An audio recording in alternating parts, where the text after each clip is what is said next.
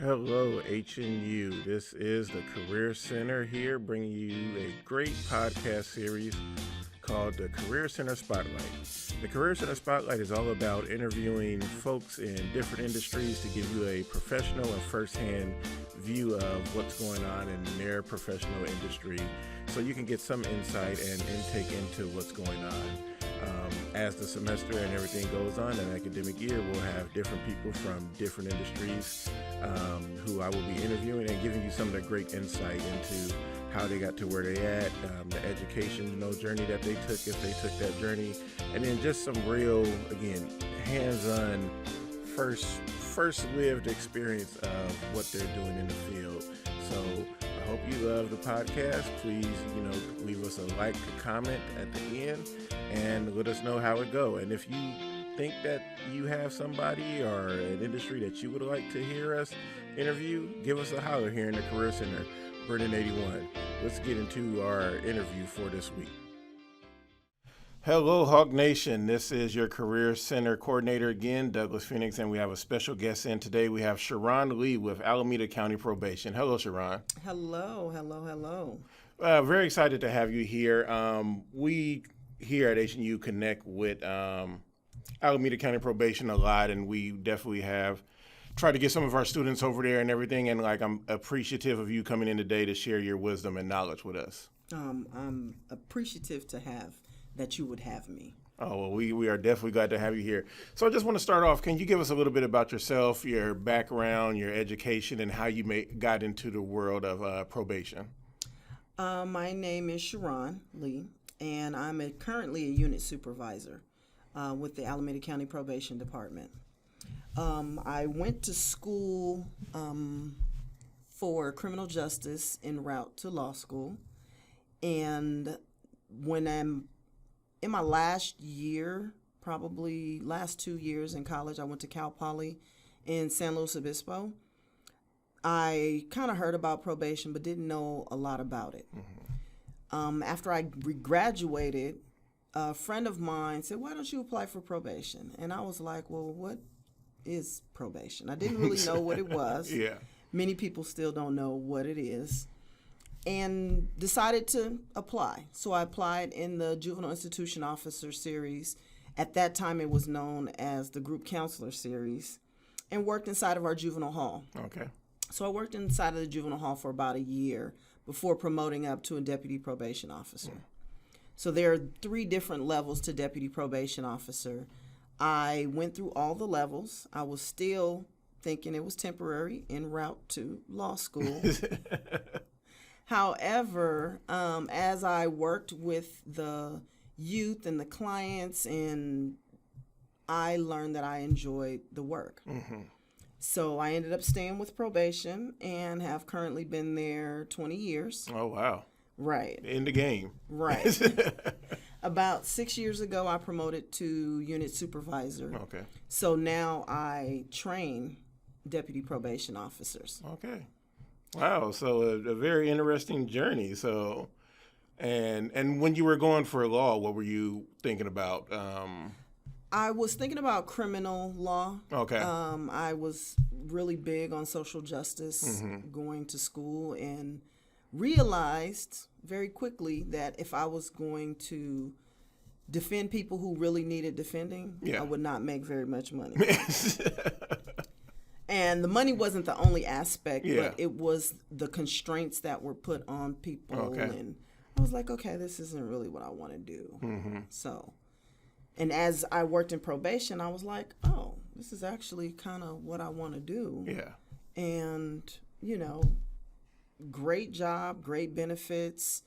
And accidentally, had I known ahead of time, I probably would have chosen to go into probation. So you kind of found your life's work in a sense indirectly with your eye on another prize, but somebody, saying go try this out. And so being in it in 20 years and everything, I mean, that's some staying power. Like what keeps driving you to do it every day and all these years? What drives me is I'm from Oakland. Okay. I grew up in Oakland. I graduated from Oakland Public School System. And I realized that I want to help my community. And I have a passion on helping my community because many people they misunderstand what probation actually is. They think we go out and arrest people and lock them up. And well, inform us today. Let's break that down for them. I can guarantee that we do not just lock those who are in custody. Do not stay in custody. Alameda County is one of the few counties that does not do therapeutic detention. Therapeutic detention is somebody commits an offense and they're ordered to do time in custody. We don't have that. Our youth are in transition either to placement, either home. They may not have anywhere to go, so social services may need to come and get them and take them where they need to go.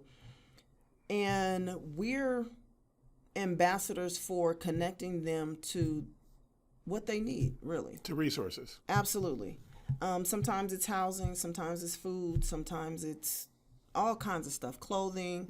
Right now it's really big for us because we're trying to make sure all the kids are prepared to go back to school, have backpacks, have underwear, things that many people take for granted. Yeah. So in that sense, we wear a social work hat. And more often than not, it's a social work hat. Because many of the families that we serve have responsivity issues like, they may have serious mental health issues. And the family is either misinformed about what mental health is or they're grew up in where it's not smiled upon. Yeah. So counseling they're very adamant that, no, I'm not crazy. I don't want counseling. And what we're trying to help them kind of re-educate them on what counseling actually does and what benefits they have to it. And, we don't advocate for medication, but every now and then we do get those youth and adults who are in serious need of either psychotropic medication or just medication in general. So Alameda County is one of the few places where, especially in juvenile, we have a transition center. So in the transition center, there's a public health nurse there. Oakland Unified School District is there. Alameda County Office of Education is there. Alameda County Behavioral Health Care is there, as well as probation. Oh, wow. So we try to give a warm handoff back to the community.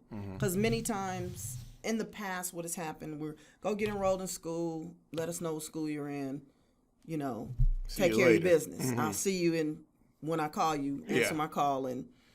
And so we were losing a lot of kids who just did not have the support they needed or the advocates that they needed to get stuff done. Because it can, the system can be very discouraging and frustrating, even for adults who understand the system.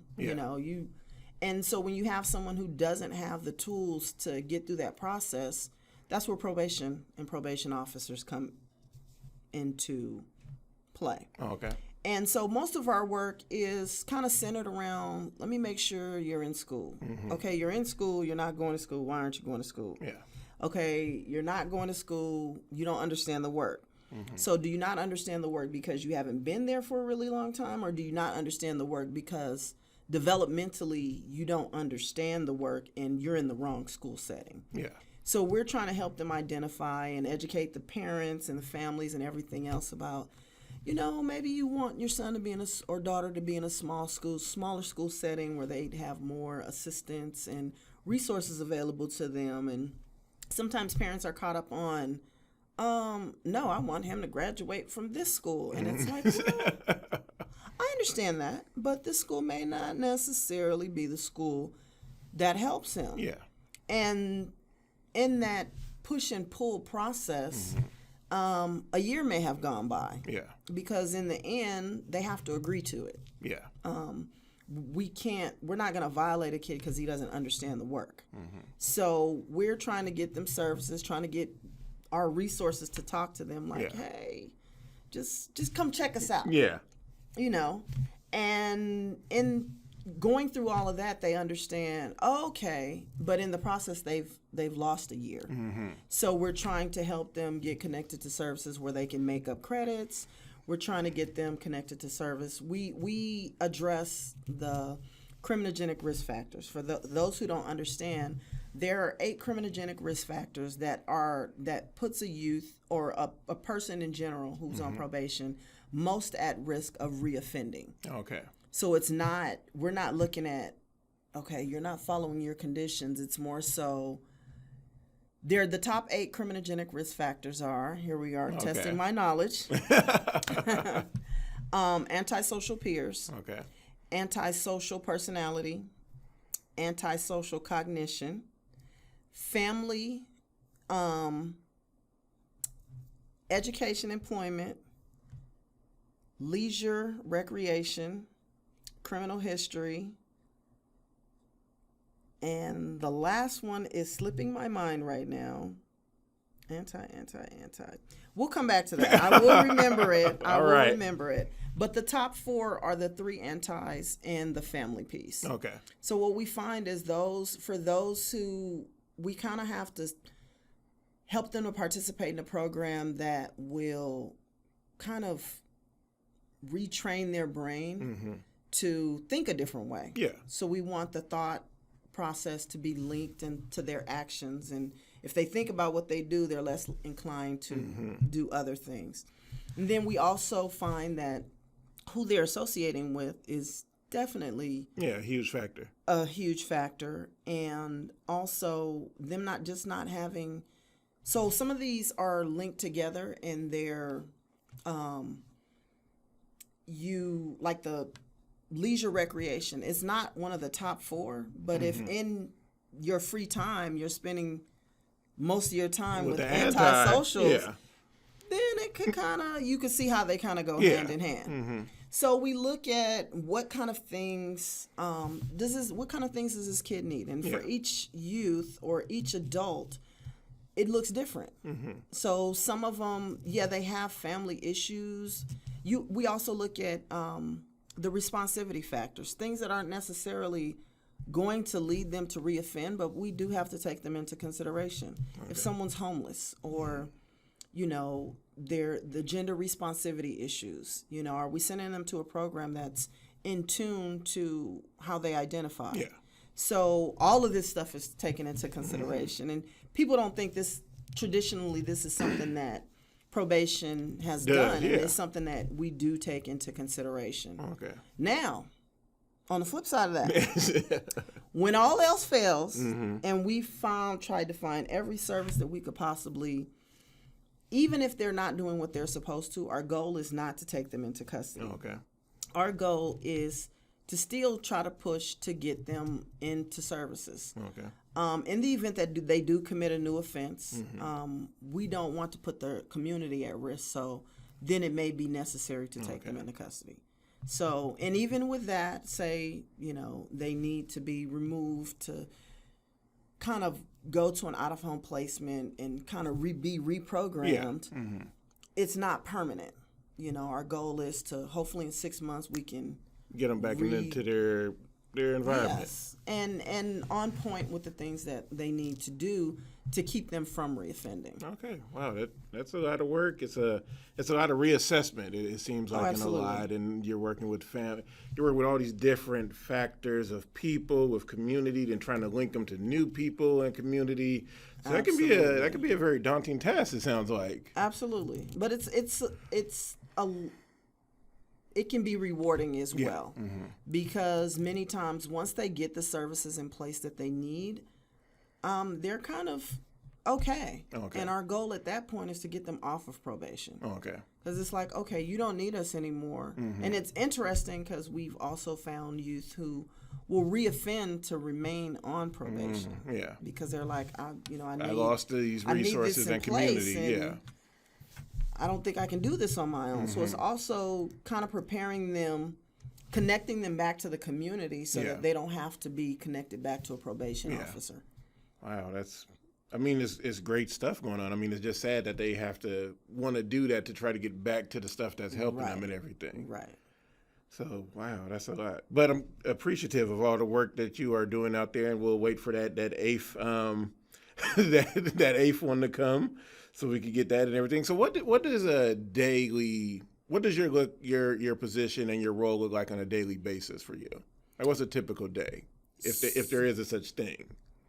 There is no typical day. I mean, it's really exciting. And in that sense, if someone doesn't just want day in and day out, it could look different every day. Okay. So you may have a day where you come in and it's your OD, Officer of the Day.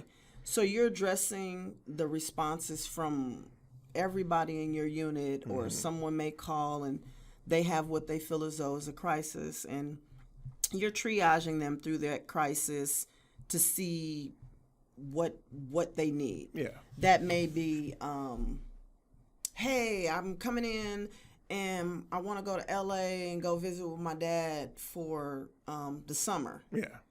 Well, when are you trying to leave? Tomorrow. Okay. So what most POs will do is tell their clients that if you're trying to travel or go somewhere and you're near a court date, get the judge to approve it on the record, and we abide by what the judge says. Okay. Outside of that, try to give us a couple weeks so that we can request permission from the courts for you to travel. Yeah. Now, also letting them know that should you go and you weren't granted permission, you do take the chance of being violated because the court hasn't approved that. Yeah. So it's one of those, what are the circumstances surrounding it? And I mean, if it's truly an emergency, then you have to do what you have to do, and we can just deal with it when you get back. Okay.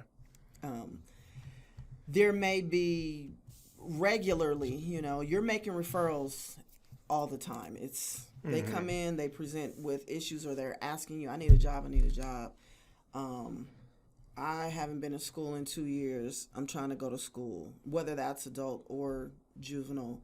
So you're making referrals, first you're trying to assess what's their level of functioning. Can they do this on their own, or do we need some kind of remediation to help and assist in that process?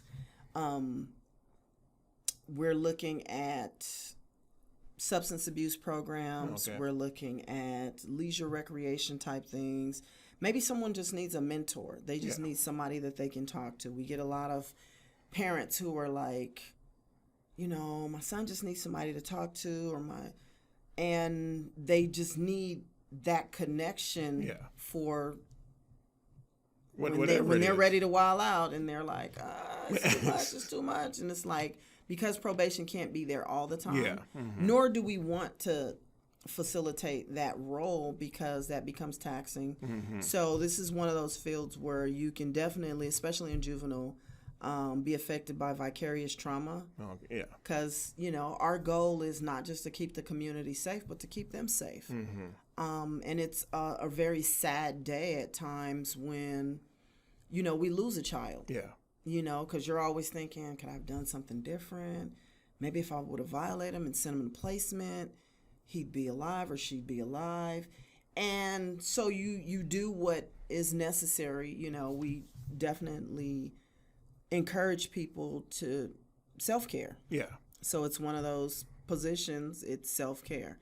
And an adult is similar. The juvenile is a little bit more free-flowing. Adult it's a lot more cut and dry. Okay. Just because, we don't deal with all the other entities, or we're not required to deal with all the other entities. And some of them, if they've gone through the juvenile system and now are in the adult system, they don't understand that you're in the adult system now. Your mother cannot call me and tell me that you're not going to be at the appointment. And so they find it, it's a difficult transition for them. But you kind of have to know what's going on politically as well. And I think a lot of people, if they knew what probation was, there wouldn't be this, oh my God, no, probation is a horrible thing. It's actually a great thing because it's that intercessory piece so that they don't end up in prison or they don't end up, committing a really serious offense and ending up away for a really long time. Yeah.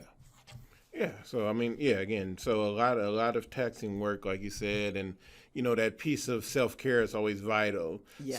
So what are some pieces of self-care that you do to de-stress and relax after 20 years in the field? Ooh, so it has ebbed and flowed. So there was a time when, I was training for a figure competition. Mm-hmm. It flowed from that to walking. Okay. Sometimes you're reading. Sometimes it's just getting enough sleep, drinking enough water. I mean, from minimally trying to get enough sleep is big. Sleep is vital. Right. And depending on how passionate you are about the population, some people are thinking about these kids after they go home. Mm-hmm. And so you're like, okay, I wonder how no, it's time to go to bed. Mm-hmm. Sometimes I do I have a iPad. I play games. Because for my first hour home, I'm like, I just want to. Yeah, just I don't want to think about anything. Did I hit the next level? Candy Crush. Something like it. Something like that. So it may be that. It may be our chief currently, she opened up a wellness center. Oh. So there's free access to health and fitness equipment. Oh, cool. We have a gym where we're able to kind of work it off. You guys got a punching bag in there? Is there a punching bag? Y'all should get a punching bag. There might be a punching bag soon, but they have just about everything else. We have free weights, cardio equipment, we have the kettlebells. Oh, wow. All kind of mats. I need to come visit and work out. Right, absolutely. So there's an opportunity for people to just kind of download. Yeah. And actually, most of our sites are near areas where you can, we have, in the juvenile system, we have San Leandro and downtown Oakland. Okay. In the adult system, Oakland as well. We have Hayward and Echo J, which is across the street from Santa Rita Jail. Oh, okay. So it's in Dublin. Oh, okay. So all over the place and everything. And so again, you've done this work, you've been growing and stuff, and most people who've been in a place for a while have their influencers and everything. Who has been some of the people that influence you along your path and help, courageous you push you towards, moving forward? Wow. So you put me on the spot. I'm really hoping that I don't leave anybody out. So I had a teacher in second year of college. Okay. Who was like, yeah, you should check out probation. I'm like, not really. So that was kind of when the seed was first planted. Yeah. And I think once I got into the field, there were so many people who just kind of, like, when they see that this is something that you really want to do and you plan to take this on as a career. I had many women. There was a deputy chief that we had named Benita Vincent, and she really encouraged me a lot. There was an assistant chief that I had. Her name was Sheila Foster, and she would always press me, what are you doing? Are you, and just kind of nudge me in the right direction. And why don't you, promote up? And I was like, no, I really like what I'm doing right now. I don't want to promote up. And realizing that those people are integral, and they were some of the foundation and gave some of, they put the compassion and they put a face to probation. Yeah, okay. And so they let us know it's not just a job. And also Lisa Hill. Okay. She was very strict on me when I first got her. And I was like, you just don't like me? Oh, my God. Why don't you like me? And she was like, no, it's not about not liking you. I'm trying to make you the best that you can be. And now looking back, I was just like, oh, my goodness. I'm so happy I, had her. So there are numerous people who I either called upon or led me in the right direction, but all of them helped. Oh, okay. All of them. So I would shout out to all of y'all. Absolutely. And sometimes it comes in ways that you don't necessarily, it also comes in the form of people that did not do a exemplary job and saying, I don't want to do that. Yeah. But also part of what the original passion that came was my community. Yeah. And just social justice in general, to make sure that, the population that we serve, which are the majority of our population is African American and Latinx, I guess. And so we're making sure this is the population that we serve. So we want to make sure the responsivity factors are in there and taking into consideration things that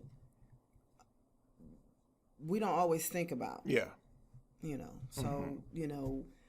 many of the Black and brown communities, there's a big emphasis on respect. Yeah. And there's a big emphasis on talking to someone who looks like them. Yeah. Feeling comfortable. Representation. Right. So we want to make sure that they're comfortable in getting the services that they need. And that other one was substance abuse. Okay, substance abuse. There we go. Yes. All right. So I wanted you to touch on your relationship with Miss Hill a little bit, because I know a lot of people, sometimes they have that kind of like clash with like a supervisor or somebody sometimes, and they may think it's coming from a negative place, but it's really them trying to push you. Can you touch on that, like how you first was into that, and like your thought and processes, and then how you were able to work through that and have it become a relationship to help you go forward? Okay, so all throughout my working life, I've been a either exemplary or above average employee. So I've always gotten glowing performance evaluations. And so it's kind of, you tend to have this sense like, you should know who I am. I am the one. If you didn't know, you should know now. Yeah. And when I got to Miss Hill, from scrutinizing my reports that went to court, and for that, let me back up just a little bit. The court piece is a huge piece. The report writing is huge. And at times people tend to forget that this is a court document. Yeah. So you can't write like you text. You can't write like you talk to your friends. Yeah. You have to write in court lingo and professional language, because it's etched in time. Yeah. Whatever it is. And it's representing somebody. It is. And it's representing our agency. Yeah. So your reputation is built from the first day that you submit that court report, because judges talk and then they move and they're like, oh my God, this is a great employee, or don't believe anything that report says. So people may have changed, and that is still their reputation. Okay. So looking at all of that, Ms. Hill wanted to make sure that, yes, I want to basically match your insides with your outsides. You're well-intended, and everybody gets a little complacent. Yeah. And whatever it is they do, when you're like, okay, I know what I'm doing. I got it. And many times nobody pushes you that extra step. Yeah. And it does separate, when something really comes up. So say you want to go against a plea agreement. Okay. And this is something the district attorney and the public defender, or whoever the attorney is representing the client, have agreed upon. We've agreed this is what's going to take place, and this is what's going to happen. And you're like, either you're saying, no, I don't think he should go to prison, or he should absolutely go to prison. There's no way. He's had 100 violations. Yeah.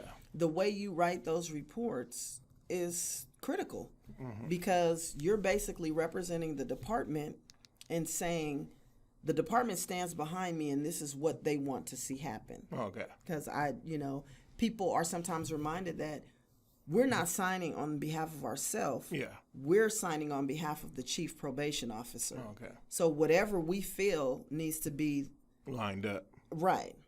And it needs to be lined up in the sense that what she would expect of us and what she expects to see in court should be what should be in court.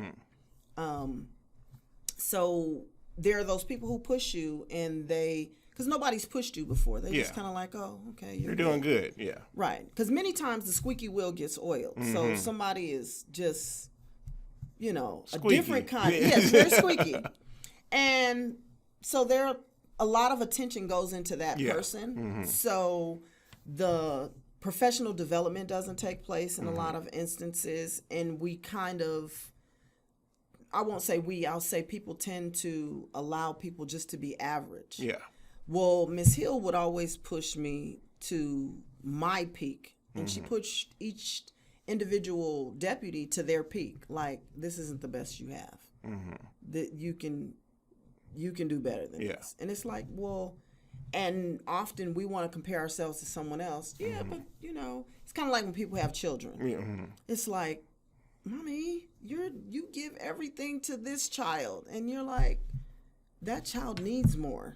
So I have to give them more attention. Yeah. You're self-sufficient. So I'm expecting you to do this, and I'm going to take it one step above because I have to push you and challenge you to do better, because not only are you representing the agency, but you're representing me as a supervisor or as a professor or as a teacher, whatever the case may be. Yeah. So you have those, the last thing I want is somebody under my supervision to go out and they're asked a question about, the 8 criminogenic risk factors, or what does probation do? Yeah. And maybe them to be like, I don't know. I'm like, So then I feel like I'm failing. So I think what it became is I was a reflection of her. Oh, okay. And the department. Yeah. So people get frustrated. I got frustrated. But I stepped my game up. Yeah.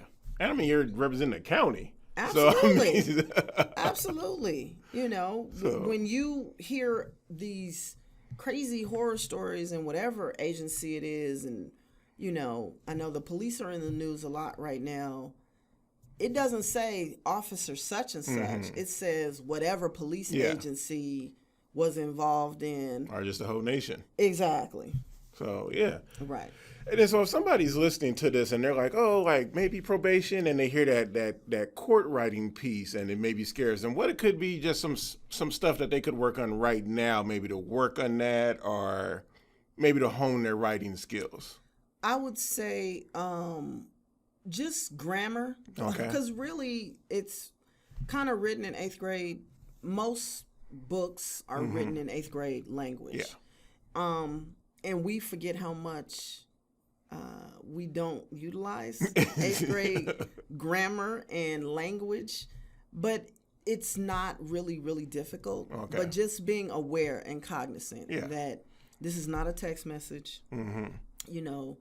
You have to spell out the word, the whole word. The whole word. LOL is not a court, unless it's a direct quote. LOL is not a, or IDK, I'm like, no, that. What is this? Yeah. So they have to just remind themselves that this is a professional environment. Yeah. So because what you write is scrutinized in a court setting, and you don't want to get caught up on something that takes away from the body of the report. Yeah. You don't want them so caught up on, did you see that where she put this comma or this semicolon? And not to do too much. Yeah. Just keep it simple. Okay. I think most professors I've had, keep it simple, stupid. I don't know if that's appropriate anymore, politically correct, but they just keep it simple. Yeah. You don't need to, go above and beyond, because when you start speaking above people, they get caught up in, what are you trying to say? Well, a detachment comes because you're trying to go over their heads, and you, in a sense, maybe sometimes knowing it. Right. Absolutely. Okay. So as we get ready to wrap this up and everything, what's some advice you would give students who are, one, maybe looking to really enter the probation field, or those who may be on the borderline and thinking about it like a possibility, or even those who may not be thinking about it at all, but as you said earlier, it could be a potential field for somebody? One of the things I would do is I would highly encourage them to do an internship. Okay. Figure out what population they like to work with, whether it's adult, whether it's juvenile, whether it's in custody, out of custody. See where their passion lies. Okay. I would also tell them to clean up their social media pages. Okay. I know it comes up over and over and over again. Thank you for saying this, because I tell students all the time, it's vital nowadays. Many people do not realize that you may have your page private, but all the rest of your friends may not have their page private. And even if you think that someone can't see something directly through you, they can look at all these other people and be like, isn't that? Or they run across somebody else's Facebook page, and then they see you and it begins to speak to, well, that's what they posted. But if it comes up on your feed, it tends to be like, well, who are you associating with? Yeah. Because often these would be the same clients that you may be supervising. And everybody is separated by 6 degrees of separation, So I may know someone that my, 21-year-old niece knows, not, if I know somebody that she knows, it's through a different source. Yeah. Right. And I'm like, okay, you may want to be careful about putting what you put on your page. To get your finances in order. Because I don't think many jobs are looking at, what are your finances? Are you, because you're tasked with a lot of confidential information. Okay. And they have to know that you're going to keep it confidential. Yeah. You can't be bribed. Somebody can't be like, here's a little change, look the other way. Or here's a little change. Tell me what this says about such and such. Yeah. So you want to be just cognizant of that. You want to, again, I know it seems frustrating, but harping on that social media pages, because it comes up so often and people don't even check out all your, because some people, they're like, oh, that's the social media page when I was in high school. Yeah. Be aware. Shut it down if you no longer use it. If you have the password, shut it down. And also,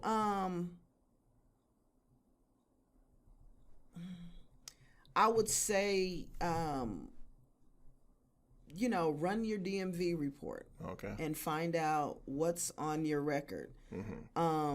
Because as they go through, look at the job specs. ACGOV, shout out to Alameda County Gov. So www.acgov.org, you can go and decide, you can look at all the different job specs that we have. Okay. So it could be from administrative support to, deputy probation officer in the institutions.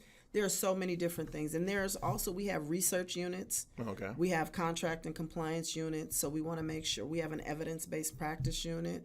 So we want to make sure that our contracts are in line with what's evidence-based. Okay. We want to make sure that if you're saying this is working, you're showing proof that it's working.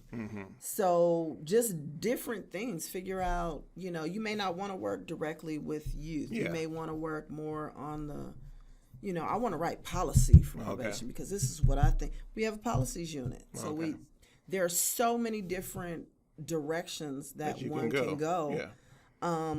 And just to go into the acgov.org website, they have, I was going to say hundreds, but I think like thousands of positions. And just click on what are the recommendations, what are the minimum qualifications, and just look at, let me put a reminder in. It'll let you put in a 365-day reminder.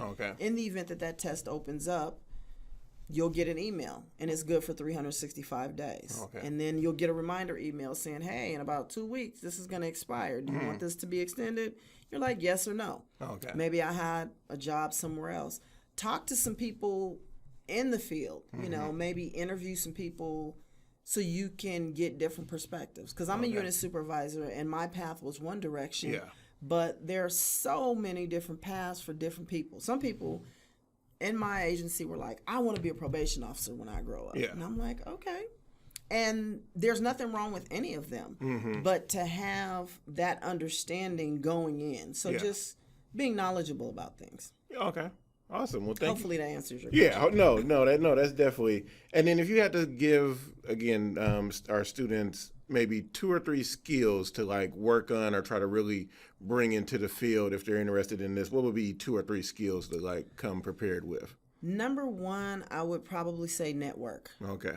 The ability to talk to other human beings. Okay. I know it seems kind of, but there are at any given time, there are 3 or 4 different generations in a workplace. Yeah.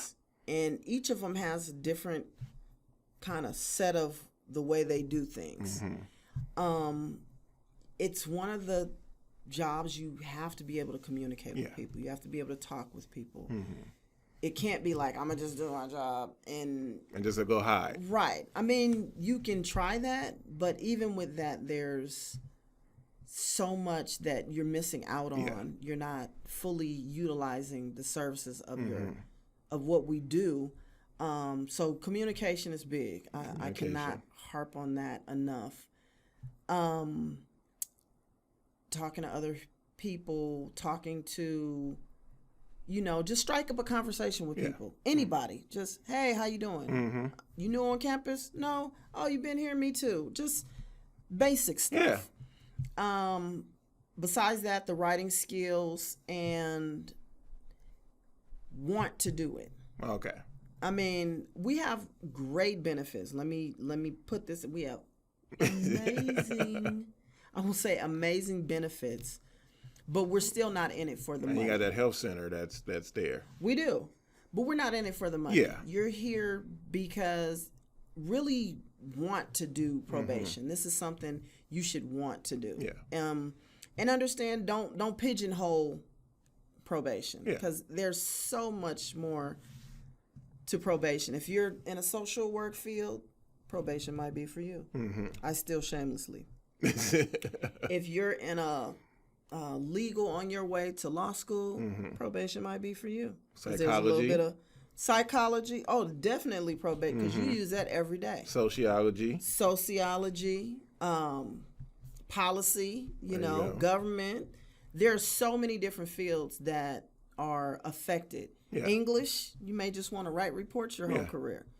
English is big. So whatever that is, rather than weed it out, weed it in. Yeah, okay. Because there may absolutely be something you're like, oh, I didn't even see. Make the connection. And then when you interview one of those people, they could tell you how that fits in.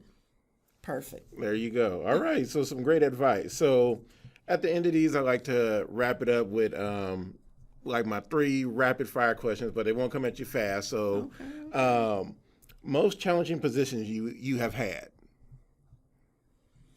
The most challenging position. And you can define challenging. So when I first started, it was a challenge for me because I came from a relatively strict household. Okay.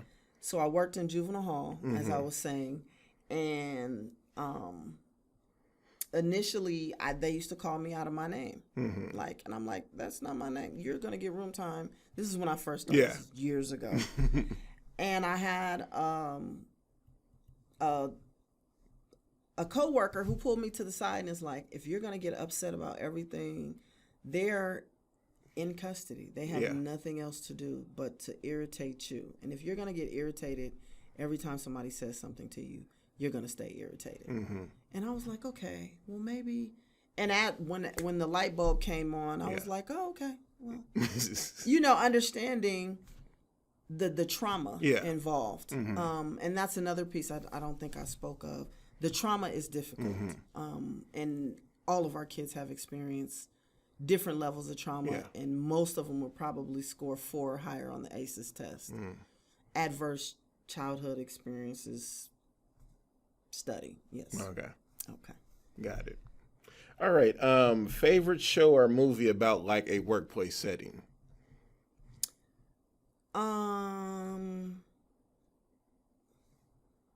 Elaborate on that. So it could be like for me, I love The Office, like a great like work setting, like they're in a work setting. Oh, okay. So So right now, I am a NCIS fan. All of them. Well, all but the New York one. I love NCIS, the original. I love NCIS New Orleans. I kind of am really feeling New Orleans now. Okay. And I did like NCIS Las Vegas, as well as Criminal Minds. Okay. I hear about Criminal Minds a lot. I love Criminal Minds. I don't know why, but wow. I know it's okay. All right. And then our last one here, when I was 21, I was... Ooh.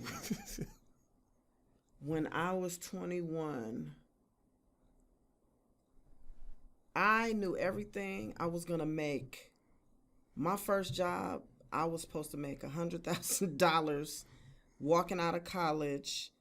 I had such large dreams, intended not to take other people into consideration.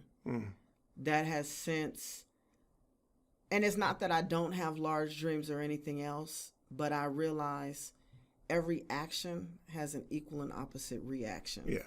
So there are, the kids would say, it's levels to the game. There are things that you need to learn, and there are stepping stones that lead you to where you need to be. Okay.